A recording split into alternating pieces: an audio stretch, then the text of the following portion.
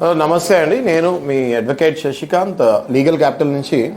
ఇవాళ మనం narcotic drugs గురించి మాట్లాడదాము. మనం రీసెంట్గా చూస్తున్నాము, షణ్ముఖ్ అనే ఒక celebrity, okay, I think Bigg Boss fame, he was caught with ganja of 16 grams at his house.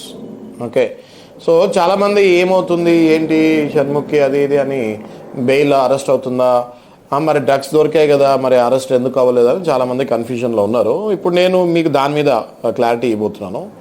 ఇప్పుడు మనకి narcotic drugs and psychotropic substances act 1985లో ఈ యాక్ట్ వచ్చింది. ఇందులో డిఫరెంట్ యాక్ట్స్ 1857, 1878, 1930 ఇవన్నీ కూడా డేంజరస్ డ్రగ్స్ యాక్ట్ అని, మళ్ళీ డ్రగ్స్ యాక్ట్ అని, ఇవన్నీ 3 యాక్ట్స్ అంతా కలిపి 1985లో ఒక proper NDPS, narcotic drugs and psychotropic substance act 1985లో క్రియేట్ అయింది. ఇందులో ఏం చెప్తుంది అంటే, లిటిల్ క్వాంటిటీని కన్జ్యూమర్ కన్జంప్షన్ క్వాంటిటీ అంటారు, కొంచెం ఉంటే ఇంటర్మీడియట్ క్వాంటిటీ అంటారు, ఇంకా దానికంటే ఎక్కువ ఉంటే అది కమర్షియల్ క్వాంటిటీ అంటారు. ఓకే, ఎప్పుడైతే కన్జ్యూమర్ క్వాంటిటీ ఉంటుందో దాని శిక్షలు వేరేలాగా ఉంటాయి, ఇంటర్మీడియట్ క్వాంటిటీ ఉంటుందో దాని శిక్షలు వేరేలాగా ఉంటుంది, కమర్షియల్ క్వాంటిటీ అంటే దాని మెజర్మెంట్ వేరే ఉంటుంది, అట్లనే వీటి పనిష్మెంట్స్ కూడా వేరే ఉంటాయి. మనకి ఇప్పుడు షణ్ముఖ్ కేసులో చూస్తే ఆయనకి 41A నోటీస్ ఇచ్చేసి వదిలేస్తాం జరిగింది. అది ఎందుకు అంటే, any imprisonment are punishment which is less than 7 years ఉంటుందో దాంట్లో మనకి 2014లో సుప్రీంకోర్టు ఒక జడ్జ్మెంట్ ఇచ్చింది.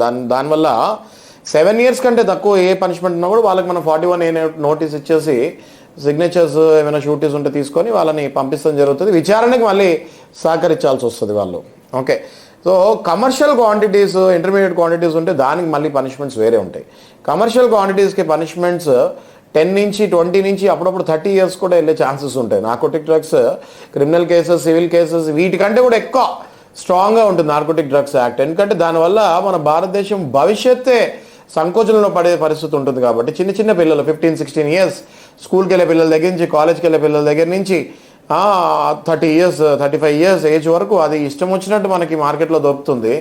దానివల్ల వాళ్ళ భవిష్యత్తులో పాడవుతున్నాయి. కాబట్టి narcotic drugs and psychotropic substances act 1985 ఏం చెప్తుంది అంటే, పనిష్మెంట్స్ చాలా సివియర్గా ఉంటాయి, ఇందులో బెయిల్ కూడా అంత ఈజీగా రావు.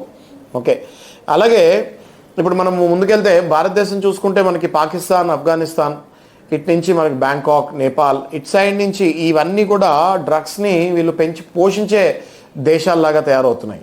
ఓకే, అక్కడి నుంచి మనకి క్రాస్ బార్డర్స్ నుంచి మన తెలంగాణ స్టేట్కి కూడా డ్రగ్స్ ఎంత మనం కంట్రోల్ చేసినా కూడా వస్తున్నాయి. బట్ ఇప్పుడు మన రేవంత్ రెడ్డి గారి ప్రభుత్వంలో ఆయన చాలా స్ట్రిక్ట్గా చెప్పారు, ఎన్డీపీఎస్ యాక్ట్ని చాలా స్ట్రిక్ట్గా ఇంప్లిమెంట్ చేయమని. సో నేను కోరుకునేది ఏంటి అంటే, ఈ ప్రభుత్వంలో ఇప్పుడు రేవంత్ రెడ్డి గారు ప్రమాణ స్వీకారం చేసి రాగానే వెంటనే చెప్తాం జరిగింది, నార్కోటిక్ డ్రగ్స్ మాత్రం చాలా సీరియస్గా తీసుకోండి అని.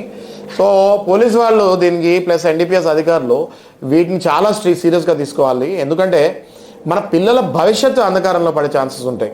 డ్రగ్స్ కనుక మనం ఈ కేసెస్ కనుక ఏదైనా ఇన్ఫ్లుయెన్స్కి మనము ఏదైనా కొంచెం లైట్ తీసుకునే ఛాన్సెస్ ఉంటే మాత్రం మన పిల్లల భవిష్యత్తు అంధకారంలో పడుతుంది. కాబట్టి నేను అందరినీ, గవర్నమెంట్ ఆఫీషియల్స్, పోలీస్ వాళ్ళని రిక్వెస్ట్ చేసేది ఏంటంటే, ఎన్డీపీఎస్ నాకు డ్రగ్స్ మాత్రం ప్లీజ్ దయచేసి వీ హ్యావ్ టు గో. మీరు ఎలా అయితే ఇప్పుడు సీరియస్గా తీసుకుంటున్నా అలాగే తీసుకోవాలి, అలాగే ముందుకెళ్ళాలి. డ్రగ్స్ అన్నది సమూలంగా మన సొసైటీ నుంచి తీసేయాలి. ఇప్పుడు ఈ సెలబ్రిటీ షణ్ముఖ్ దగ్గర ఏదైతే డ్రగ్ దొరికిందో, ఇప్పుడు ఆయనకి 30 లక్షల మంది ఫాలోవర్స్ ఉన్నారు, ఆయన అందరూ చూస్తున్నారు ఇప్పుడు ఈ కేసులో ఏమవుతుంది అని. సో ఇలాంటప్పుడు మనం సమాజానికి మంచి మెసేజ్ ఇవ్వాలని పర్సనల్గా నేను కోరుకుంటున్నాను. నమస్తే.